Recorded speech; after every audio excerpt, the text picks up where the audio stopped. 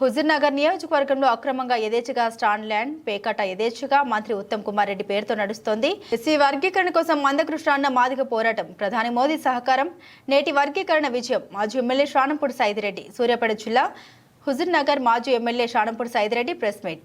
మందకృష్ణ మాదిగకు ఎస్సీ వర్గీకరణకై అలుపెరగడు పోరాటం చేసినందుకు, విజయాన్ని ముద్దాడినందుకు మందకృష్ణ మాదిగ గారికి ఎస్సీ సామాజిక వర్గ మిత్రులందరికీ శుభాకాంక్షలు. వేల కోట్ల రూపాయల అప్పులు తీసుకొని వచ్చింది, కానీ ఇంతవరకు ఏ పని కూడా క్లియర్గా కరెక్ట్గా చేసిన పని లేదు. అందుకని దయచేసి ప్రజలు ఆలోచించండి. మొన్న ఏదైతే ఈ హామీలు, దొంగ హామీలు కట్టుబడి ఉన్నారో చేసిండ్రో వాటన్నిటినీ చేపించే బాధ్యత మనందరం కలిసి పోరాడదాం, దానికి తగ్గట్టు చేద్దాం. ఇకపోతే ఇక్కడ మనం చూస్తూ ఉన్నాం, మొన్నటిదాకా ఉత్తమ్ కుమార్ రెడ్డి గారు ఎప్పుడు వచ్చినా ల్యాండు, శాండు, మైన్ అనేది, ఈరోజు ఇదొక్కటి కాదు, ల్యాండు, శాండు, మట్టి, అసలు ఈ దీంట్లో అర్హత నీకు పేరు పెట్టడానికి వీలు లేకుండా కార్డుల కాడి నుంచి, పేకాటల కాడి నుంచి ఈరోజు రకరకాలు నడిపిస్తూ ఉన్నారు. మరి ఉత్తమ్ కుమార్ రెడ్డి గారు రాకనో, ఇక్కడ జరిగేది తెలవకనో, తెలిసి కూడా ఊకుంటుండో నాకు అర్థం కావట్లేదు. దయచేసి మీ ద్వారా ఇక్కడ జరిగే ఈ అక్రమాలను తీసుకుపోయి ఇంకొకసారి జరగకుండా చూడాలని కోరుకుంటా ఉన్నాం.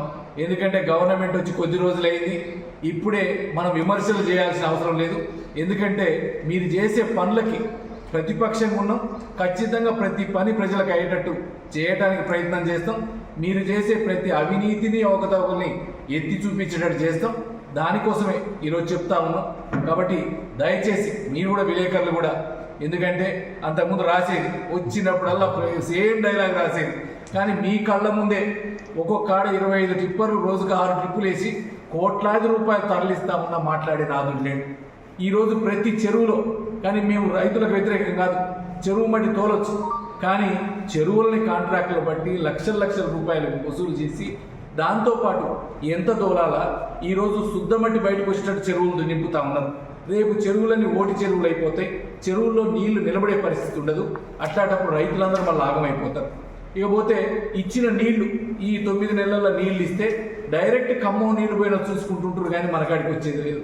పోయినసారి మేము పోయి మునగాల దగ్గర మేము ఈడ వచ్చి బద్దలు కొడతామంటే ఆ రోజు మళ్ళీ ఆపి మనకి నీళ్లు ఒక్కరోజే ఇచ్చింది. ఇప్పుడు సరే దేవుడి దయ వల్ల మళ్ళీ సాగర్లో నీళ్ళు వస్తూ ఉన్నాయి. అందుకని మళ్ళీ మనం సస్యశ్యామలం కావాలా.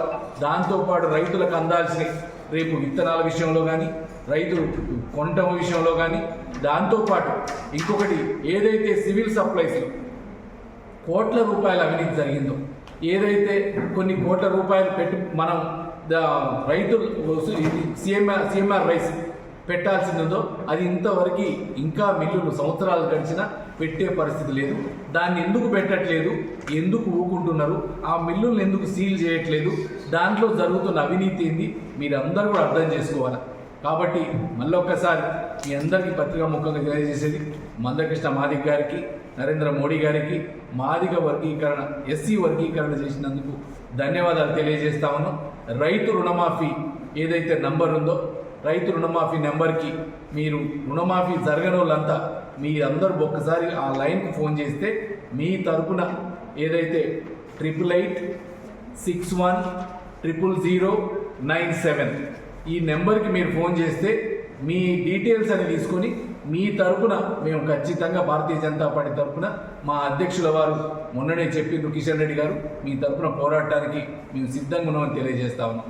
భారత్ మాతాకి జై.